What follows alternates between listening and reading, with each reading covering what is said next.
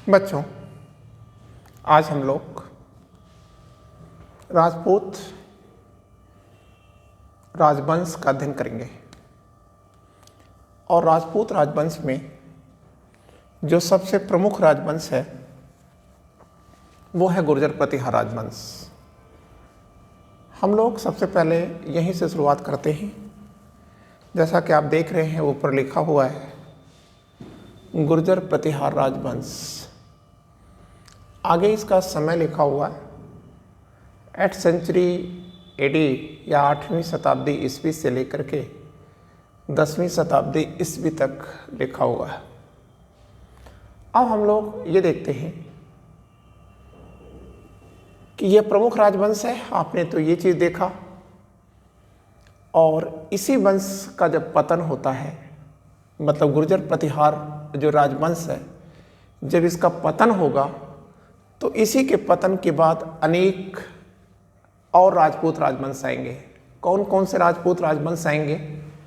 तो आप कहेंगे कि जैसे सर चाहमान आएगा, जिसे हम लोग चौहान कहते हैं, चाहमान या चौहान राजवंश आ जाएगा। फिर और कौन सा राजवंश आ जाएगा? कलचुरी आ जाएगा, कलचुरी हो गया, गढ़वाल है, चंदेल राजवंश है। इन राजवंशों की उत्पत्ति कब होगी? एग्जैक्टली जब गुर्जर प्रतिहार वंश का अंत होगा तब होगी। तो ऐसी स्थितियों में, क्योंकि ये सभी जितने भी आप देख रहे हैं, चाहे वो चहमान है, कलचुरी है, गढ़वाल है, चंदेल है, ये सभी गुर्जर प्रतिहारों के सामंत थे।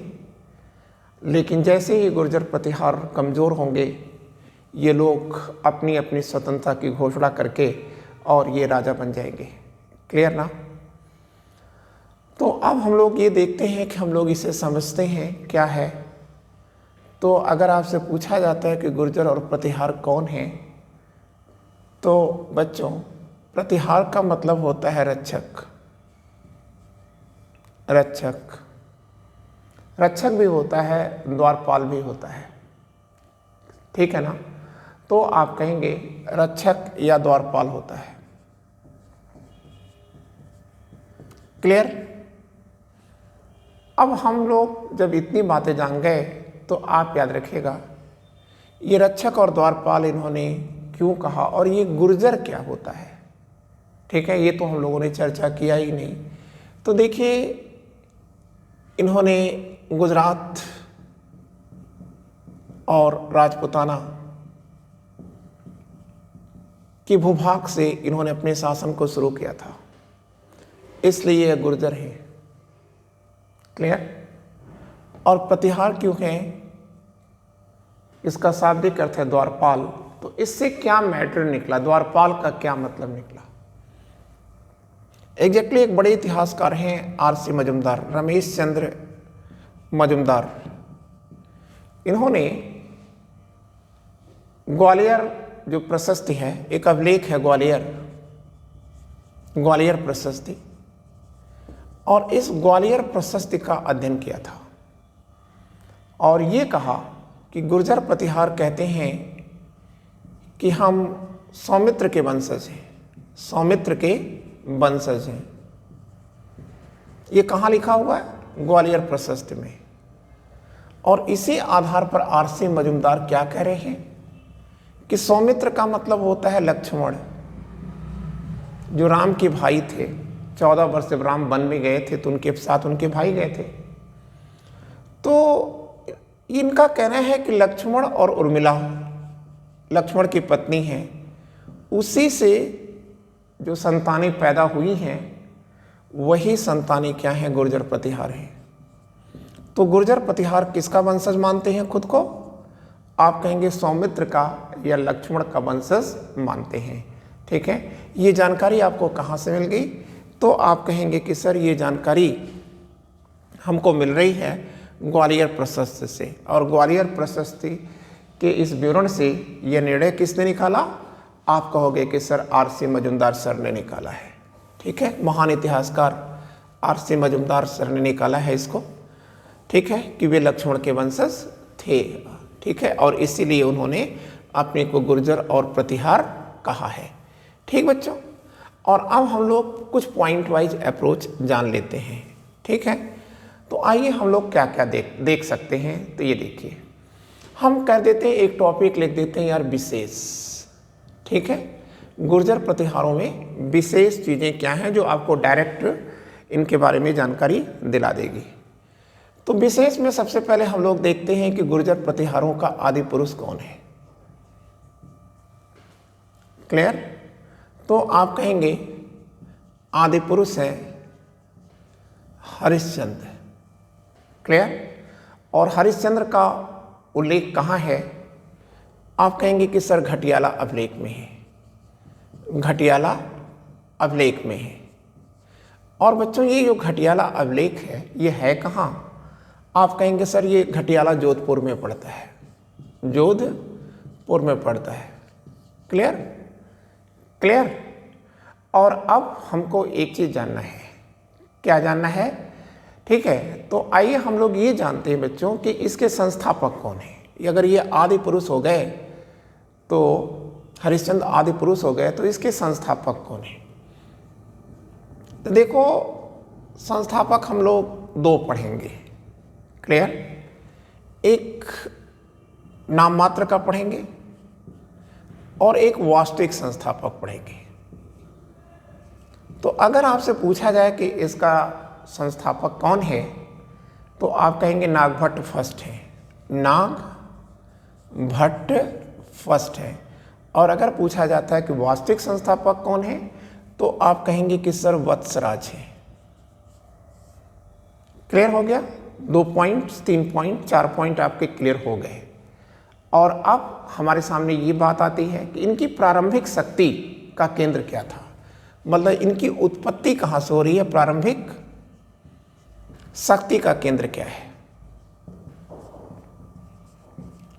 क्लियर? तो इनकी प्रारंभिक शक्ति का केंद्र है मारवाड़, मारवाड़। ठीक है, ये आप कह सकते हैं कि उत्तर पश्चिम में मारवाड़। और इनकी राजधानी क्या है, प्रारंभिक राजधानी? तो आप कहेंगे कि सर इनकी प्रारंभिक राजधानी है क्या? तो आप कहेंगे कि सर इनकी प्रारंभिक राजधानी है मंडौर। मंडौर, मंडौर कहाँ है?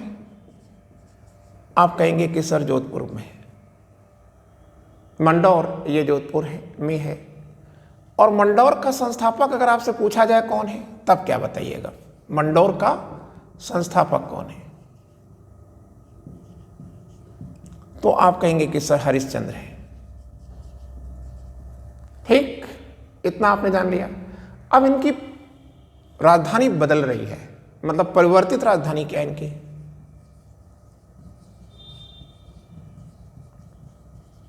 तो अगर आपसे पूछा जाता है कि इनकी परिवर्तित राजधानी क्या है, आप कहेंगे भीनमल है या जालौन है। भीनमल या जालौन है, परिवर्तित राजधानी है। क्लियर? अब एक चीज आप और याद रखिएगा, भीनमल का संस्थापक अगर आपसे पूछ दिया जाता है कौन है, इसका संस्थापक कौन है, इसका संस्थापक, भीनमल का संस्थापक कौन है, तब आप क्या बताएंगे? तो आप कहेंगे नागभट्ट फर्स्ट है, नागभट्ट फर्स्ट है। ठीक है ना? यह नागभट्ट फर्स्ट, ये देखिए लिखा हुआ नागभट्ट फर्स्ट। क्लियर? ये इनके हैं। अब लेकिन अब आता है कि पुनः इन्होंने अपनी राजधानी को बदल दिया था, तो पुनः परिवर्तित राजधानी क्या है इनकी?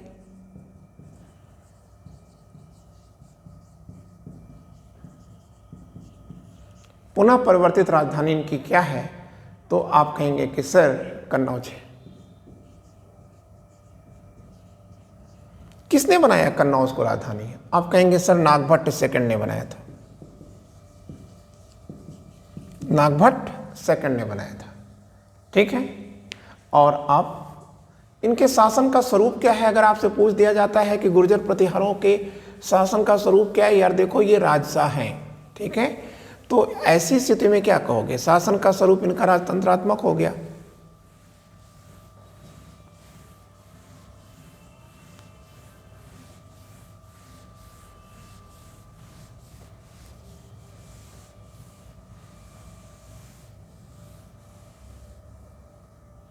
विशेष में हम देखते हैं कि शासन का स्वरूप क्या है। तो ये देखिए स्वरूप, तो आप कह दीजिएगा कि सर शासन का स्वरूप राजतंत्रात्मक है।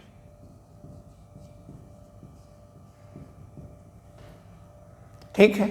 भाषा क्या है इनकी? आप बोलोगे कि सर इनकी भाषा संस्कृत है। ठीक। धर्म क्या है अगर पूछा जाता है तो आप कहेंगे कि सर कुछ लोग शैव थे और कुछ लोग वैष्णव थे। ठीक है, मतलब शैव और वैष्णव धर्म के ये उपासक हैं। और इनके काल में कौन सी कला विकसित हुई थी, या आप कह सकते हैं मंदिर कला कौन सी विकसित हुई? ठीक है, तो आप कहेंगे सर महामारू शैली विकसित हुई थी। महामारू शैली का विकास हुआ था। क्लियर हो गया? महामारू शैली का विकास हो गया। ठीक है ना। अब बच्चों हमको एक चीज़ और देखना है कि शासकों का विवरण। अब हम लोग पढ़ें कि इनमें कौन कौन शासक रहे हैं। तो आइए देखते हैं कौन कौन शासक हुए, ये हम लोग पढ़ लेते हैं। तो सबसे पहली चीज़ देखते हैं कि शासकों में कौन कौन है। तो यहाँ लिख देते हैं शासकों का विवरण। शासकों का विवरण, गुर्जर प्रतिहार वंश के जो शासक हैं उनका विवरण हम लोग पढ़ते हैं। तो देखिए पहला नाम हमने लिया हरिश्चंद्र के बारे में, और हम हरिश्चंद्र के बारे में आपको मैटर दे चुके हैं। बस आपको इतना सा याद रखना है कि ये आदि पुरुष हैं, जैसा कि हमने आपको बता रखा है। और इनकी राजधानी कहाँ थी? तो हमने आपको बता रखा था मंडौर में इनकी राजधानी थी, और यही मंडौर कहाँ है? जोधपुर के निकट है। ये हमने आपको बता दिया था। फिर हम आपको बताते हैं नागभट्ट फर्स्ट के बारे में। तो नागभट्ट फर्स्ट का हम समय लिख देते हैं। ठीक है, 730 से 756। हरिश्चंद्र का हम समय आपको नहीं बता सकते थे। क्लियर?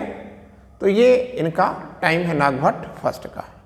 लेकिन इसमें आपसे अगर कोई क्वेश्चन पूछना होगा तो वो आपसे एक चीज़ पूछा जाएगा, दूसरी कोई चीज़ नहीं पूछी जाएगी। आप याद रखिएगा कि मेरी क्लास की ये खास बात होगी कि आपको जो पढ़ा दिया गया बस आपको इतने पर ही ध्यान अपना कंसंट्रेट रखना है। क्लियर? इनकी उपाधि दो है, एक है नागलोक, नागलोक। क्लियर? और दूसरा क्या है? मलेच्छों का विनाशक, मलेच्छों का विनाशक।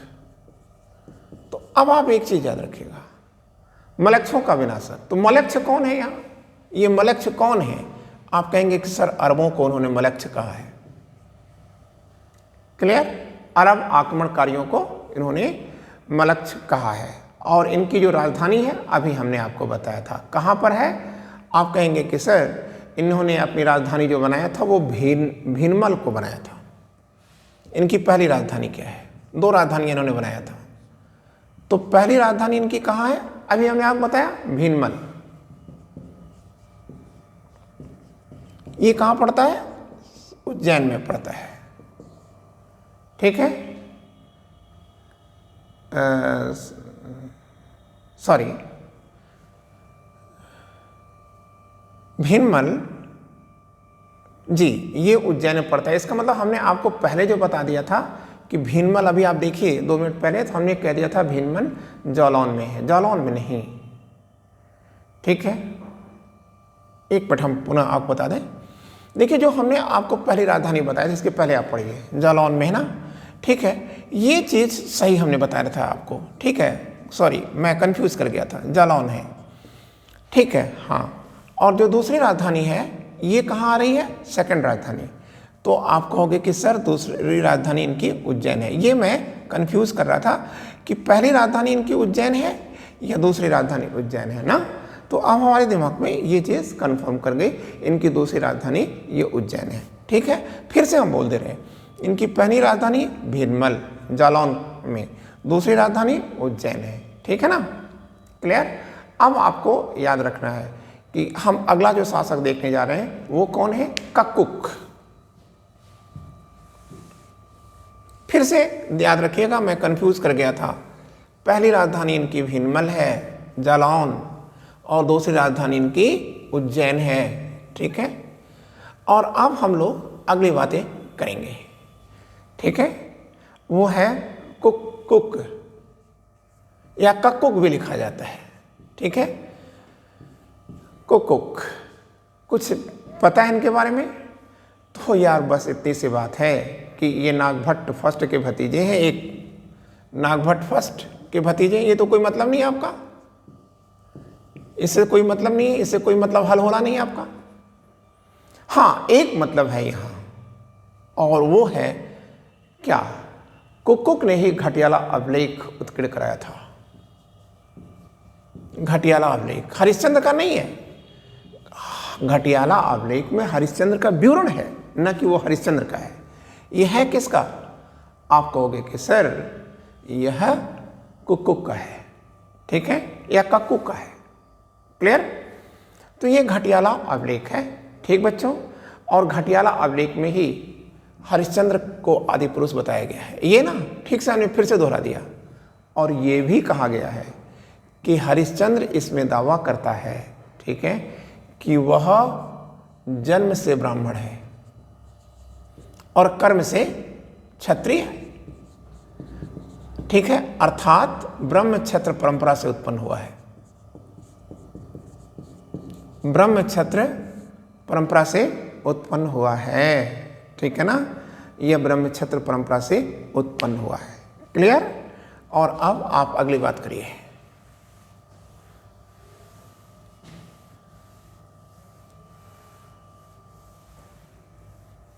चलें? तो मेरे प्यारे बच्चों, अगली बात हम लोग करेंगे देवराज फर्स्ट के बारे में। तो देवराज फर्स्ट के बारे में हमारे पास जानकारी ही नहीं है। हाँ, इसके बाद आता है इनका बेटा वत्सराज। वत्सराज, और जो वत्सराज हैं, ठीक है, इसी को अभी हमने आपसे कहा था कि पहले तो इनका टाइम आप लिख लीजिए कि वत्सराज का समय क्या है। 775 से लेकर 25 साल तक, 800 ईस्वी तक है वत्सराज का टाइम। ठीक है, और ये क्या है? आप कह देंगे कि यह वास्तविक संस्थापक है। किसके वास्तविक संस्थापक हैं ये? ठीक है, तो समझ गए ना कि किसके वास्तविक संस्थापक हैं? गुर्जर प्रतिहार राजवंश के वास्तविक संस्थापक हैं। इनकी उपाधि क्या है? इनकी उपाधि है रणहस्तिन। रणहस्तिन इनकी टाइटल है। ठीक है, और कौन सी टाइटल है? आप कहेंगे जय वराह। जय वराह की टाइटल है। कहाँ लिखा है ये? कहाँ लिखा है ये? आप कहेंगे ग्वालियर प्रशस्ति में है। ग्वालियर प्रशस्ति में है। ठीक है, और बच्चों इसके साथ साथ आपको ये भी याद रखना है कि यह कौन से धर्म के हैं। आप कहेंगे यह टाइटल ही सिद्ध कर देती है कि यह वैष्णव धर्म के अनुयायी हैं। ठीक है, हाँ, एक चीज याद रखिएगा कि इनके काल के प्रसिद्ध 2 ग्रंथ आपको याद रखना है। प्रसिद्ध ग्रंथ किताबें कौन कौन सी हैं? 1 और 2 है। ठीक है, तो बच्चों आप याद रखिएगा, एक है कुबलय माला, कुबलय माला। क्लियर है? और दूसरी कौन है? आप कहेंगे हरिवंश पुराण।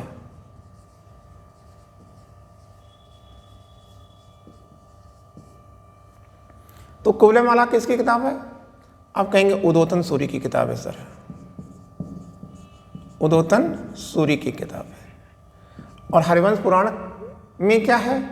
आप कहेंगे सर ये जिनसेन की है। जिनसेन की किताब है। क्लियर हो गया? अब आप याद रखेंगे, हम लोग अगली बात करेंगे त्रिपक्षीय संघर्ष की।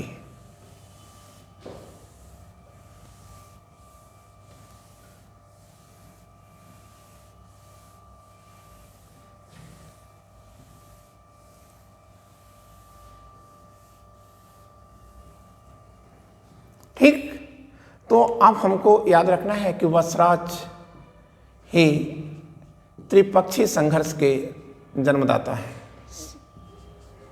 संघर्ष कि यह जन्मदाता है। अब जो त्रिपक्षीय संघर्ष है उसकी बात हम लोग करते हैं कि ये त्रिपक्षीय संघर्ष क्या है। आप कहेंगे तीन पक्षों के बीच लड़ा जाने वाला युद्ध, तो ये तीन पक्ष कौन है? तो बच्चों, एक तो है गुर्जर प्रतिहार, गुर्जर प्रतिहार है, एक तो ये हो गए। दूसरा कौन हो गया? ठीक है, दूसरा कौन हो रहा है? तो आप कहोगे कि सर जो दूसरा होता है वो होता है परमार, और जो तीसरा है वो है पाल। नहीं, सॉरी, गलत। गुर्जर प्रतिहार, ठीक है, राष्ट्रकूट, राष्ट्रकूट, और ये कौन है? पाल। ठीक है, भूल से लेकर उठा था। एक है गुर्जर प्रतिहार, दूसरा है राष्ट्रकूट, और तीसरे हैं पाल। गुर्जर प्रतिहार का शासक कौन है? वत्सराज। राष्ट्रकूट का शासक कौन है? आप कहेंगे ध्रुव है, धारावर्ष पूरा लिख दीजिए। और पालों में कौन है? आप कहेंगे कि सर धर्मपाल। पाल लोग कहां से शासन कर रहे हैं? बंगाल से। ध्रुव धारावर्ष कहां से शासन कर रहे हैं? आप कहेंगे कि दक्कन से। दक्षिण मत लिख दीजिएगा, दक्कन से। राजधानी क्या इनकी? मान्यखेत है। बस आगे हम लोग चल के इनके बारे में पढ़ेंगे। अब देखो हमारे सामने यहां से क्वेश्चन क्या आएगा, ठीक है? तो देखो इससे हमसे क्या क्वेश्चन आएगा, तो ये क्वेश्चन आएगा कि त्रिपक्षीय संघर्ष को शुरू करने वाला या प्रारंभ करने वाला पहला राजपूत शासक कौन है? वत्सराज। क्लियर? लेकिन आप याद रखिएगा, दूसरा क्वेश्चन यहां से आपसे पूछ देगा। यहां आप दक्कन लिख रहे हैं, लेकिन क्वेश्चन जो आपसे पूछता है कभी दक्कन से पूछ देगा, कभी दक्षिण से पूछ देगा।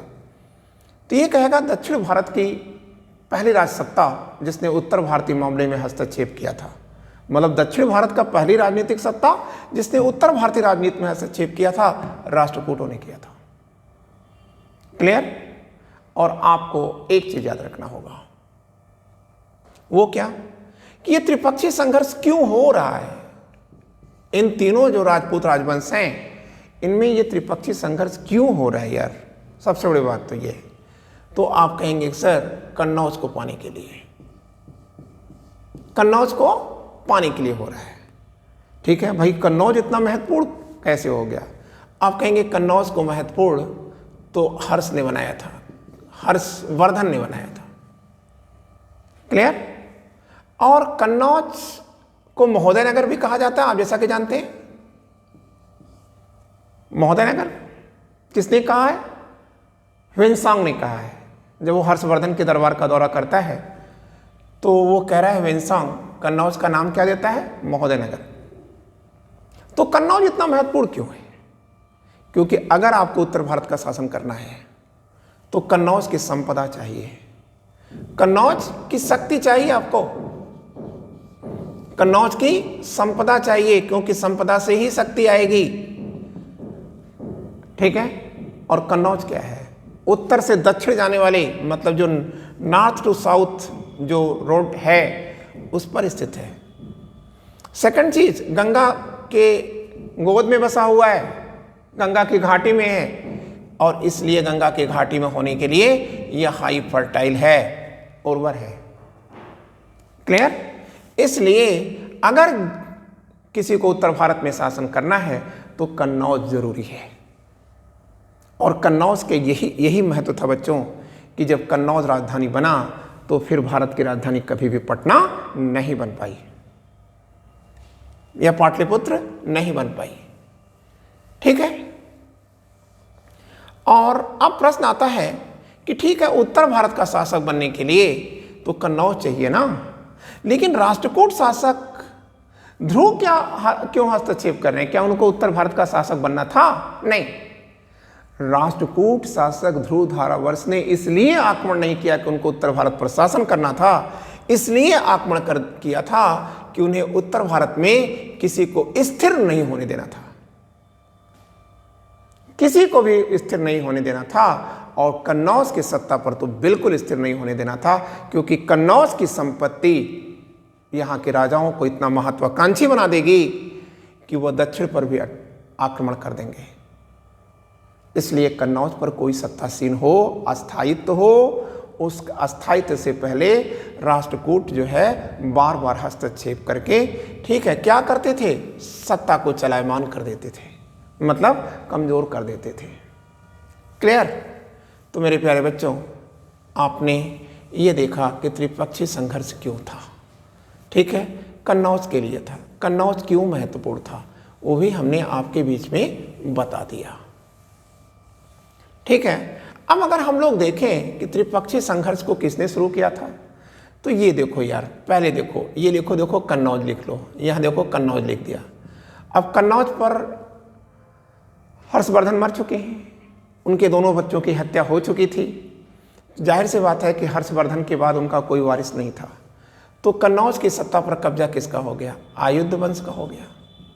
अब आयुध वंश का शासक कौन है, इंद्रायुध है। इंद्रायुध है। इसका भाई कौन है, आप कहेंगे कि सर चक्रायुध है।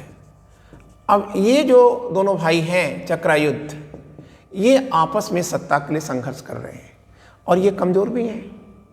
तो आप एक बात बताओ, कमजोर आदमी हो और उसके पास अकूत संपत्ति हो तो वो संपत्ति उसको कभी खुशी नहीं देती यार। कमजोर आदमी के पास अगर संपत्ति ज़्यादा है तो वो उसकी खुशी नहीं बनती, ठीक है, अपितु वो उसकी हत्या का कारण बनती है। ठीक है, तो यही बात यहाँ है। कन्नौज संपत्तिशाली है, कमजोर आयुध वंश है और कमजोरी के बाद ये भाई आपस में लड़ रहे हैं। तो जाहिर सी बात है कि वत्सराज की नज़रें इन पर पड़ी हुई है कि हम अटैक कर दें और इनमें से इनको ख़त्म कर दें। तो वत्सराज ने क्या किया कि अटैक करके, ये इंद्रायुध उस समय का शासक था, इसको इन्होंने हरा दिया और इसको अपना अधीनस्थ बना लिया। किसने, वत्सराज ने। क्लियर? लेकिन जब वत्सराज कन्नौज पर कब्जा कर रहे थे तो ठीक उसी समय पूरब से पालों ने अटैक कर दिया। कहाँ पर अटैक कर दिया? आप कहेंगे कन्नौज पर अटैक नहीं किया है। आप याद रखिएगा, कन्नौज पर अटैक नहीं किया है। मैं आपको पुनः एक बार बता दूं, आपकी तमाम किताबों में लिखा गया है। ठीक है, तो मेरे प्यारे बच्चों, आप याद रखिएगा कि जो धर्मपाल है उसने मंडौर पर आक्रमण किया है। मतलब किसकी राजधानी, गुर्जर प्रतिहारों की राजधानी मंडौर पर आक्रमण किया है। तो सामना करने जाएंगे वत्सराज। तो जब सामना करने जाते हैं वत्सराज, ठीक है, तो उसमें धर्मपाल हार जाते हैं। किसने अटैक किया था? धर्मपाल ने ही अटैक किया था और धर्मपाल हार गए। तो यार ये तो बात गजब हो गई। अब तो वत्सराज सत्तासीन हो जाएगा, कन्नौज की सत्ता पर वो ताकतवर हो जाएगा, अस्थायी हो जाएगा। और फिर जैसे ही यह बात आई, दक्षिण में जो राष्ट्रकूट थे उनके दिमाग में घंटी बज गई कि वत्सराज ताकतवर हो जाएगा और ताकतवर होकर के फिर वो हमारे लिए मुश्किल उत्पन्न कर देगा। ठीक है ना? और इसलिए मेरे प्यारे बच्चों, राष्ट्रकूट शासक ध्रुवधारावर्ष ने आक्रमण कर दिया। वत्सराज भागे लेकिन राजपुताना में कहीं खो गए और उसके बाद मर गए। ठीक है, और उसके बाद से उनका इतिहास नहीं मिल पाता। फिर ध्रुव क्या करेगा? ध्रुव क्या करेगा? ध्रुव वापस चला जाएगा लूट करके। और धर्मपाल क्या करेगा? धर्मपाल यार सीधा सीधा पुनः कन्नौज पर कब्जा करके चक्रायुध को अपना शासक बना देगा। देखो, हारा कौन? वत्सराज हारा, मरा वत्सराज। ध्रुव क्या करेगा? लूटेगा कन्नौज को, वापस चला जाएगा। लेकिन अब धर्मपाल का बल्ले बल्ले है, इनकी मतलब खुल गई लॉटरी।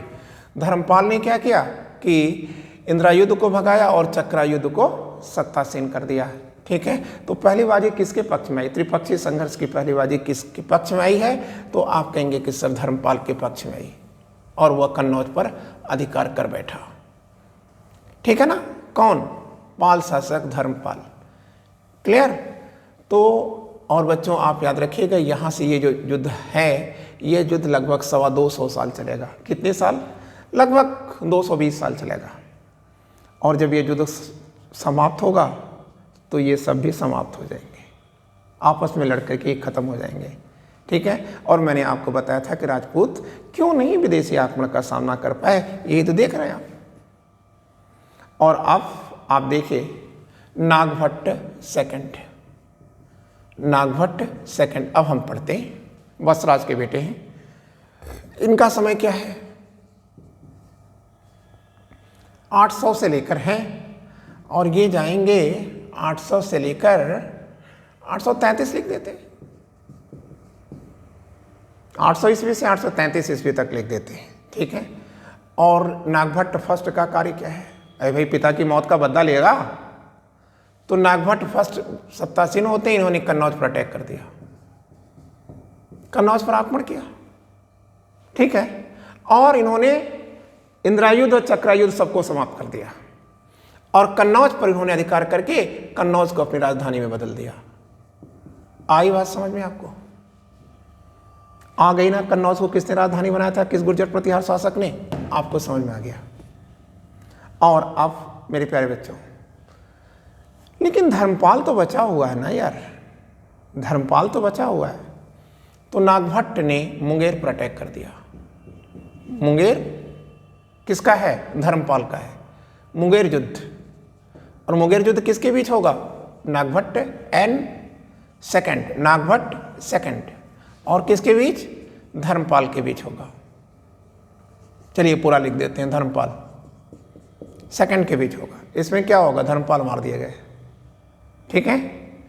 लेकिन बच्चों, एक चीज आपको याद रखना होगा, ठीक है। वो क्या? तो आप कहेंगे कि इन्होंने धर्मपाल को हराया, कन्नौज पर कब्जा कर लिया, लेकिन बच्चों याद रखिएगा कि राष्ट्रकूट शासक अब बदल चुके हैं।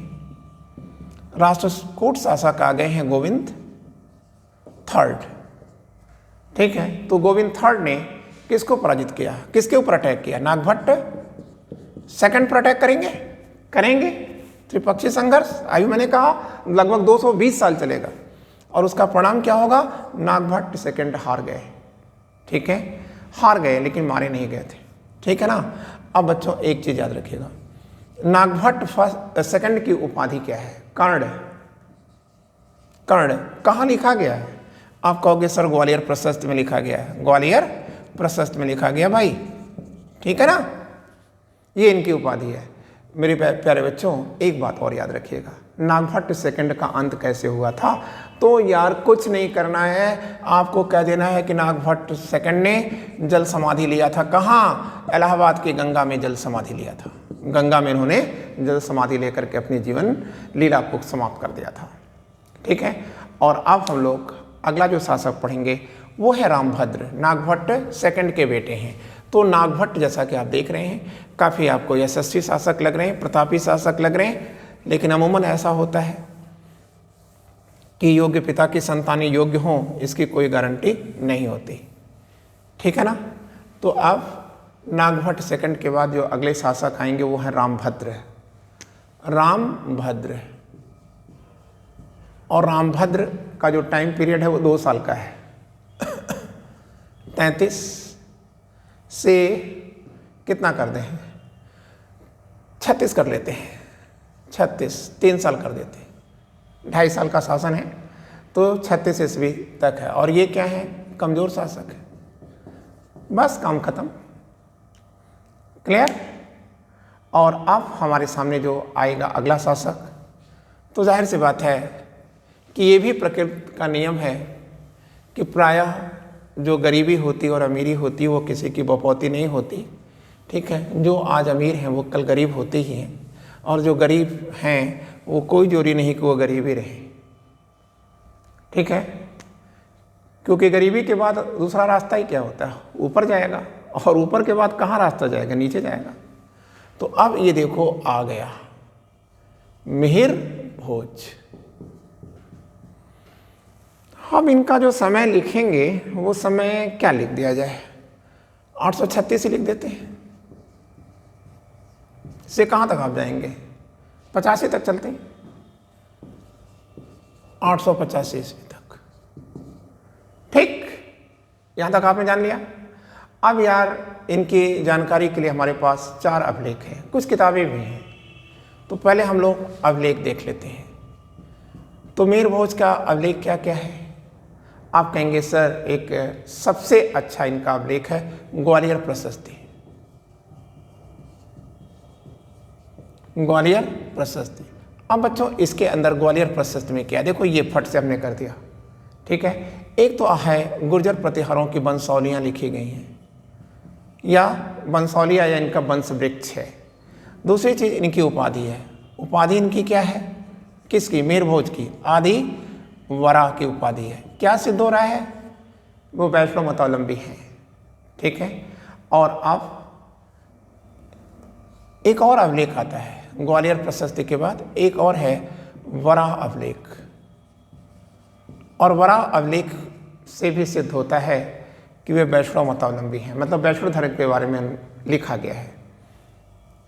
एक इनका अभिलेख आता है दौलतपुर अभिलेख।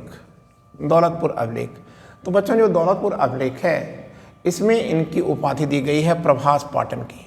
प्रभास पाटन ये इनकी उपाधि है, किसकी, मिहिर भोज की उपाधि है। सब क्या है, वैष्णव धर्म के बारे में बताते हैं। बच्चों एक इनका प्रसिद्ध है पेहोवा। पेहोवा, पेहोवा अभिलेख। तो ये पेहोवा अभिलेख क्या है, आप कहेंगे पंजाब के इसी अभिलेख से घोड़ों के व्यापार की जानकारी मिलती है, ठीक है। कहाँ पर पड़ता है पेहोवा, पंजाब में है। और पंजाब के इसी अभिलेख से क्या जानकारी मिलती है, घोड़ों के व्यापार और बाजार, घोड़ों, हॉर्स, घोड़ों के व्यापार और बाजार की जानकारी मिलती है, ठीक है ना। क्लियर हो गया। अब हमारे सामने एक और बहुत अच्छा टॉपिक जा रहा है, आप लिख देंगे सुलेमान नादवी। कौन है, लिखिए आप, सुलेमान नादवी।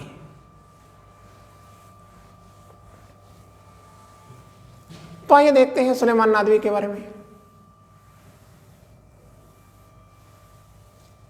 देखिए, आइए ये देखिए, लिख रहे हैं हम सुलेमान नादवी। तो जो सुलेमान नादवी है उसके बारे में पढ़ते हैं हम लोग। तो मेरे प्यारे बच्चों, सुलेमान नादवी कौन है, आप कहेंगे एक अरबी यात्री है। सर, एक अरबी यात्री है। इसकी किताब मैं आपको शेयर कर दे रहा हूँ, ठीक है। जल्दी किताबों में नहीं मिलता, लेकिन आप इसे याद रखिएगा, सिलसिला ये तारीख, सिलसिला ए तवारीख इनकी प्रसिद्ध किताब है। आप इसे लिख लें, याद कर लें, सिलसिला ये तारीख। और इस किताब में वो क्या कहता है, इस किताब में सुलेमान नादवी क्या कहता है, कहता है कि यह देश, मतलब भारत देश, किसका देश है, आप कहेंगे काफिरों का देश है। मतलब गैर मुसलमानों का देश है, काफिरों का देश है, भटके हुए लोगों का देश है। और इसी किताब में वह मिहिर भोज को क्या कहता है बच्चों, मिहिर भोज को वह अल बोरा कहता है। अल बोरा, मान लीजिए कि मिहिर भोज न दिया हो और गुर्जर प्रतिहार दिया हो, तो भी आप कह दीजिएगा कि सर अल बोरा ही कहता है। और पालों को वो क्या कहता है, पालों को वो रूहमी कहता है। रूहमी, ये रू लिखा है, रूहमी कहता है। और बचता है राष्ट्रकूट। तो राष्ट्रकूटों के बारे में वो क्या चर्चा करता है, आप कहेंगे राष्ट्रकूटों को वो सर बलहर कहता है। बलहर, ठीक है, बलहर कह रहा है, ठीक ना। अब आप याद रखिएगा कि इसके सिक्के पर इसकी उपाधि क्या है, किसके, मिहिर भोज के सिक्कों पर मिहिर भोज की क्या उपाधि दी गई है। तो आइए देखते हैं मिहिर भोज के सिक्के। तो प्यारे बच्चों, ये देखो लिखा है सिक्के, किसके सिक्के, मिहिर भोज के सिक्के। तो मिहिर भोज के सिक्के किस धातु के हैं, आप कहेंगे चांदी के हैं सर। और चांदी के इस सिक्कों पर उनकी उपाधि क्या है, मिहिर भोज की उपाधि क्या है, तो आप कहेंगे श्री मदादी वराह। श्री मदादी वराह, श्री मदादी वराह, यह क्या है, आप कहेंगे कि इनके सिक्कों पर इनका नाम है, सॉरी उपाधि है, ठीक है। किस धर्म को बता रहा है, तो आप कहोगे कि सर यह वैष्णव धर्म को बता रहा है, ठीक है। एक इनका और पढ़ लो, मिहिर भोज का एक और अभिलेख पढ़ लो, बेग्राम अभिलेख। बेग्राम अभिलेख, अभिलेख, है ना। तो बच्चों जो बेग्राम अभिलेख है इसमें मिहिर भोज को संपूर्ण पृथ्वी को जीतने वाला बताया गया है। मतलब बेग्राम अभिलेख मिहिर भोज को क्या कहता है कि इन्होंने पूरी पृथ्वी को ही जीत लिया था। ठीक है, क्यों यार, ऐसा क्यों कह रहे। ठीक है, प्रॉब्लम ये है पूरी पृथ्वी को जीत लिया। देखिए ऐसे ही है, सब हवा पानी है। तो आप कहेंगे इन्होंने मिहिर भोज को पूरी पृथ्वी का विजेता कहा है, पृथ्वी का विजेता कहा है। एग्जैक्टली ऐसा उन्होंने कहा क्यों? क्योंकि उन्होंने पालों और राष्ट्रकूटों दोनों को पराजित किया था। पाल और राष्ट्रकूट इन दोनों को पराजित किया था, इसीलिए इनको संपूर्ण पृथ्वी का विजेता कहा गया है। किस अभिलेख में कहा गया है? बेग्रामा अभिलेख में। बेग्राम अभिलेख या अंग्रेजी में बेग्रामा हो जाता है। चलिए और आप आइए देखते हैं महेंद्रपाल।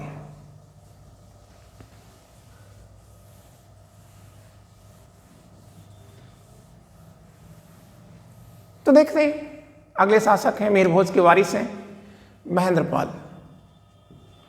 और महेंद्रपाल का जो टाइम होगा ये क्या होगा? 85 से 25 साल है इनका शासन महेंद्रपाल का। तो 1885 और प्लस 25 ये कितना हो रहा है? 910 ईस्वी तक महेंद्रपाल का शासन है। ठीक है, महेंद्रपाल फर्स्ट। इसमें यार जो बड़ी बात है वो है कि इनके दरबारी कौन है, आपसे पूछ देगा तो आप कह देंगे सर महाकवि राजशेखर। राजशेखर, इनकी पत्नी कौन है? राजशेखर की पत्नी कौन है? आप कहेंगे सर अवंती है। अवंती, राजशेखर क्या है? ब्राह्मण है। और अवंती क्या है? छत्राणी है। कौन सा विवाह हुआ? अनुलोम विवाह है। ये आपसे पूछते रहते हैं, ठीक है ना, ये याद रखिएगा। अनुलोम विवाह का प्रतीक है ये। और राजशेखर की कुछ किताबें आपको याद रखना है, राजशेखर की पुस्तकें। तो बच्चों याद रखना इनकी प्रसिद्ध पुस्तकें हैं। एक है कर्पूर मंजरी, कर्पूर मंजरी है यार। और दूसरी क्या है? काव्य मीमांसा है, मीमांसा। और कोई किताब है? आप कहेंगे बिल्कुल है, बाल रामायण है, बाल भारत है, भुवन कोश है। बाल रामायण, भुवन कोश, बाल भारत। क्लियर बच्चों?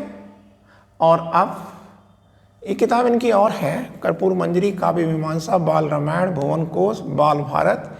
एक और किताब इनकी हो विद्यसाल भंजिका है,